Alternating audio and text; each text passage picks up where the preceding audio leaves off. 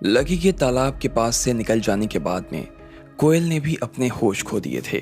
ना सिर्फ उसे इस बात से धक्का लगा कि लकी उसे पसंद नहीं करता था, बल्कि उसे ये बात भी चुभ रही थी कि जिस आदमी को अपने साथ वो लेकर आई थी उसने उसे पीट दिया था। इधर लकी भी राधिका की तलाश में जयपुर आ गया था। उसे भूख लग रही थी और इस वजह से उसकी एक लड़की से लड़ाई भी हो गई। फिर जब लकी को लगा कि वो आगे जाने को तैयार था तो उसने और एक बार उस लड़की की तरफ देखकर खाने के लिए पूछा। उसे लगा कि शायद वो लड़की अब तो शांत हो गई थी। नहीं, चले जाओ यहाँ से। इतनी देर से यहाँ क्यों बैठे हो? क्या लग रहा था तुम्हें कि मैं कुछ खाने के लिए दे दूंगी तुम्हें? मैं अपना खाना ना कुत्ते को खिला दूंगी, लेकिन तुम्हें तो नहीं देने वाली। उस लड़की ने लकी के ऊपर गरजते हुए कहा। उसका गुस्सा अभी तक शांत नहीं हुआ था। हाँ, तो इसमें इतना गुस्सा करने की क्या बात है? हाँ, मैं तुमसे सिर्फ खाने के लिए तो पूछ रहा हूँ और तुम मुझे सुनाई जा रही हो, लकी ने कहा। उसकी बदतमीजी के पीछे की वजह लकी समझ नहीं पा रहा था। निकल जाओ यहाँ से, मैं ऐसे ही हूं और ऐसे ही बात करती हूँ। हाँ हाँ, तो मैं भी तो वही पूछ रहा हूं ना कि तुम ऐसी क्यों हो, ऐसी बात क्यों करती हो, लकी ने कहा। अरे जाना, दिमाग मत खा। तेरे जैसे लड़के ना मैंने बहुत देखे हैं। पैसों का ना बहुत रौब होता है ना तुम लोगों को। होगा, अच्छी बात है, लेकिन मैं भी ना खुल्ला कहती हूँ। ना तो मेरे पास पैसे और ना मैं अच्छी दिखती हूँ, इसलिए तुझे ना जहां जाना है जा, और अगर नहीं गया ना तो ये तवा तेरे सिर पे दे मारूंगी। उस लड़की का रूप और रौद्र हो गया था। लकी ने जैसे ही उसकी बात सुनी तो वो दंग रह गया। उसने ना तो उसके पैसे को लेकर कोई बात कही और ना ही उसकी शक्ल पर कोई टिप्पणी की थी, लेकिन जब उसे लगा कि उस लड़की को अपने रूप और पैसों की वजह से लकी से इस तरह से बात करनी पड़ रही थी तो उसे अपने आप पर शर्म आने लगी। वो ऐसा तो कुछ नहीं बोल रहा था, पर फिर भी लड़की ने उससे कहा तो उसे बुरा लग रहा था। माफ करना, लेकिन मैं आपसे इस तरह की कोई बात नहीं करना चाह रहा था। मैं खुद एक स्टूडेंट हूं और एक स्टूडेंट होने के नाते मैं तो ऐसी कोई बात भी नहीं कर सकता। फिर अगर आपको मेरी बात का बुरा लगा तो मैं माफी चाहता हूं, लकी ने तुरंत अपनी तरफ से उससे माफी मांगते हुए कहा। लकी के मुंह से यह सुनकर वो लड़की थोड़ा सा शांत हो गई। उसकी आंखें जो अभी तक कोयल की तरह जल रही थी, अब उसमें सिर्फ धुआं बाकी रह गया था। तू सच में ऐसा कुछ नहीं कहना चाह रहा था? हाँ, उसने लकी से कंफर्म करने के लिए पूछा। अरे सच में मेरी नीयत में कोई ऐसी बात नहीं है यार, लकी ने कहा। फिर ठीक है, क्योंकि मुझे वो लोग बिल्कुल पसंद नहीं जो दूसरों के कपड़े पर और वो कैसे दिखते हैं ना उसके ऊपर बोलते हैं। लोग जैसा पैदा होते हैं ना वैसे ही दिखते हैं, इसमें भी क्या कर सकता है वो। अब तुम्हारे पास पैसा है तो ये मतलब थोड़ी है ना कि तुम गरीबों का मजाक उड़ाओगे, हैं? उस लड़की ने कहा, और लकी ने भी उसकी बात पर हाँ में सिर हिला दिया। वो इस दौर से गुजर चुका था जब हर कोई उसके कपड़ों का या वो कैसे रहता था इसका मजाक उड़ाता था। हाँ बिल्कुल, तुम सही कह रही हो। तुम मेरी खुद की हालत देखो, ऐसे में मैं तुम्हारा मजाक उड़ाने की सोच नहीं सकता ना, लकी ने अपने कपड़ों की तरफ इशारा करते हुए कहा। उसने खुद भी बहुत ही साधारण कपड़े पहने हुए थे। इसके अलावा वो पैदल चलकर यहाँ तक आया था और धूल मिट्टी में सन गया था। वो खुद अपने आप में एक किसी गरीब इंसान से कम नहीं लग रहा था। बात तो सही कह रहा है तू। जैसे ही उस लड़की ने उसकी बात सुनी तो उसके चेहरे पर मुस्कान आ गई। लकी ने जो कहा था वो अपने दिल से कहा था। उस लड़की ने लकी को ऊपर से नीचे तक देखा और बोली, तुम क्या मेरा मजाक उड़ाओगे? तुम तो खुद ही फटीचर हो। चलो, अगर मुझे फटीचर कहने से तुम्हारा गुस्सा शांत हो गया ना तो मैं फटीचर ही सही, ठीक है, लकी ने भी मुस्कुराते हुए कहा और वहां से जाने लगा। अरे जा कहां रहे हो? भूख नहीं लगी तुम्हें? खाना नहीं खाओगे? उस लड़की ने पूछा। अब तुम खिला तो नहीं रही हो तो सोचा निकल ही जाता हूं, लकी ने कहा। लड़की को अब की बार अपने ऊपर शर्म आ गई। उसने लकी के लिए एक थाली लगाई और उसके पास लगी टेबल पर जाकर खाना रख दिया। लकी को उसका यह व्यवहार बहुत अच्छा लगा। शायद वो खुद भी उसे अभी तक गलत समझ रहा था। लकी बैठा और खाने लगा। जैसे ही उसने पहला निवाला चखा उसे अपनी गरीबी के दिन याद आ गए। उस वक्त भी उसे जब भूख लगती थी तो वो ऐसे ही बाहर खाता था और ये खाना उसे बहुत अच्छा लगता था। क्या बात है, खाना तो तुमने बहुत अच्छा बनाया है और दाल की तो क्या बात ही है, लकी ने कहा। अरे उसमें क्या है, 2-5 दिन लगे मुझे सीखने में और बस फिर मैंने खुद से बनाना शुरू कर दिया।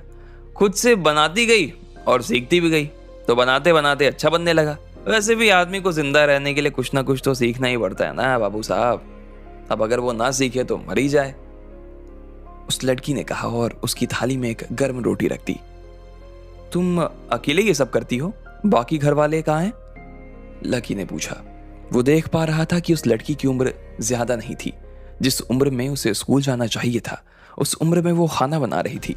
उसे लगा कि उसके घर वाले बहुत ही लापरवाह थे जो ऐसी बच्ची को अकेला छोड़ दिया था। मेरे घर वाले नहीं है, अकेली हूं मैं, उस लड़की ने थोड़ी सी उदासी के साथ कहा और प्याज काटने लगी। लकी को उसकी बात सुनकर एक बार के लिए लगा कि उसे इस पूरे मसले को उससे सुनना चाहिए था, लेकिन फिर उसे लगा कि शायद वो इस बारे में बात नहीं करना चाहती। उसने एक पल के लिए अपनी नजर दूसरी दिशा में घुमा ली, इसलिए लकी ने भी उससे आगे कुछ नहीं कहा। मिर्ची सही है? उस लड़की ने लकी से पूछा तो लकी ने हाँ में सिर हिला दिया। उसे खाना इतना अच्छा लग रहा था कि वो उंगलियां तक चाट गया था।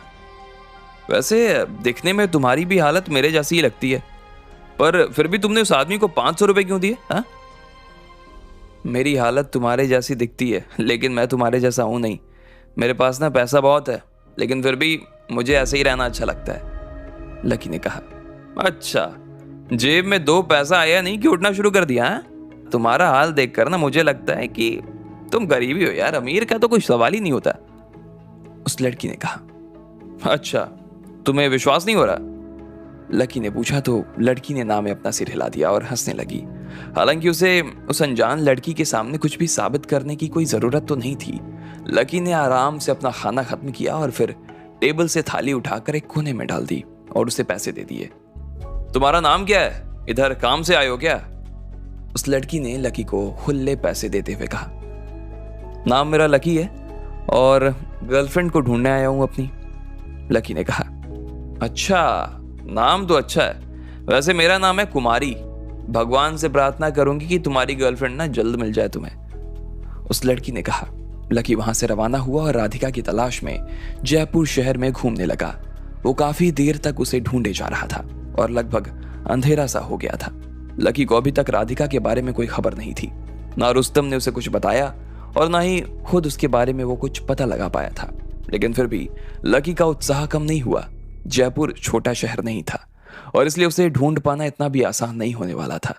लकी जब वहां से निकला था तो अपने मन में यही सोचकर निकला था कि वो जंग पर जा रहा था।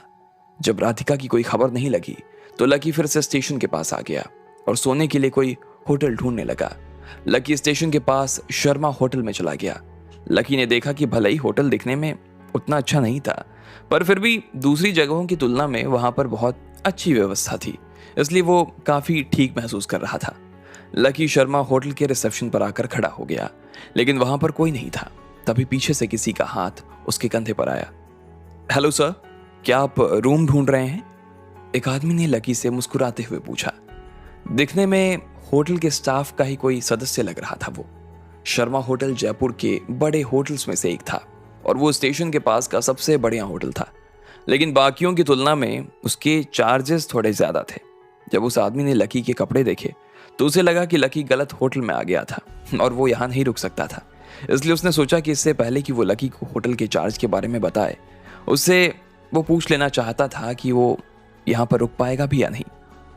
हाँ, मैं यहीं रुकना चाहता हूँ, लकी ने मुस्कुराते हुए कहा और अपनी जेब से अपना आईडी निकालने लगा। अच्छा, वो रिसेप्शन वाला आदमी उसे देखकर थोड़ा जो चौंक गया। उसने लकी को देखा तो उसे लगा कि लकी जोश में था। अगर एक बार उससे यहाँ का रेट सुन ले तो शायद वो खुद ही बाहर निकल जाए। उसके अलावा अगर वो हिम्मत करके यहाँ कोई कमरा ले भी ले तो उसका दम घुट जाता। यहाँ का कमरा काफी महंगा था और इसके अलावा यहाँ सभी पैसे वाले लोग ही आकर रुकते थे।